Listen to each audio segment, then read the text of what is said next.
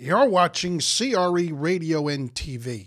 Today, we will discuss what role real estate will play in the changing healthcare landscape. We'll be right back. At Allen Madkins, when it comes to real estate, we help clients capitalize on opportunity. AMP Technologies, the Uber manager for your commercial real estate. It will simplify your asset management.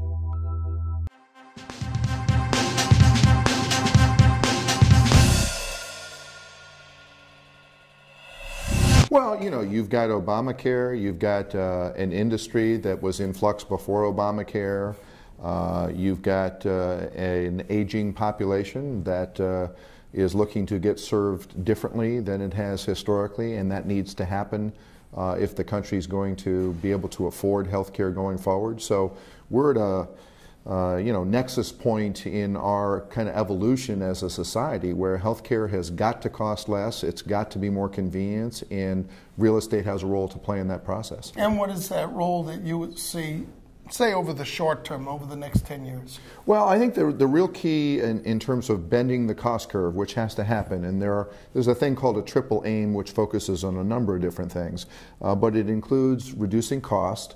I'll come back to that in just a second. It includes improving the experience, and it really focuses on improving the outcomes, the quality, and sort of changing the way that we pay for our healthcare services.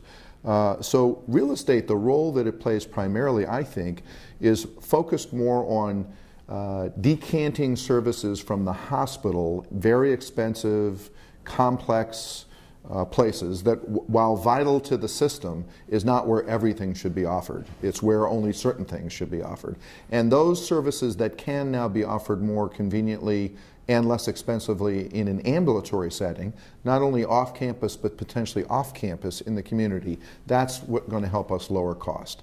We also talked today about post-acute services. Zeke Turner from Main Street was on our panel, and Zeke focuses on the post-acute segment. So that's another example of instead of having to occupy very expensive acute short-stay beds, we can now occupy up to 20 days roughly beds for recuperation after knee surgery, after hip surgery, various rehab kinds of things. That's a more efficient way, a less costly way to take care of those patients in between being discharged from the hospital and going home because they're not quite ready to go home. So a couple of innovations there. And then the other thing is that, and we also had with us Mike Noto from I got to get the new name correct now.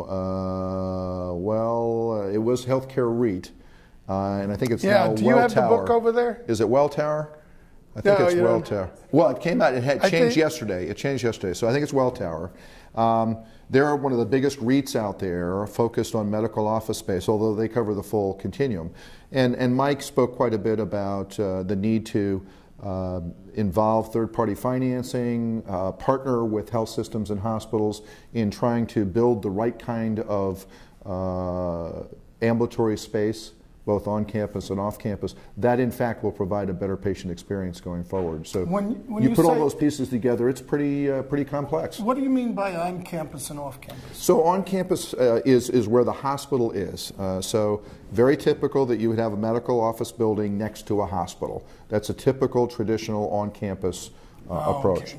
But a lot of things have changed to make that a little different today, and now under population health, which is the new model of care delivery that we're evolving toward, there's going to be a lot more done off campus than on campus. At Allen Madkins, when it comes to real estate, we help clients capitalize on opportunity. AMP Technologies, the Uber manager for your commercial real estate. It will simplify your asset management.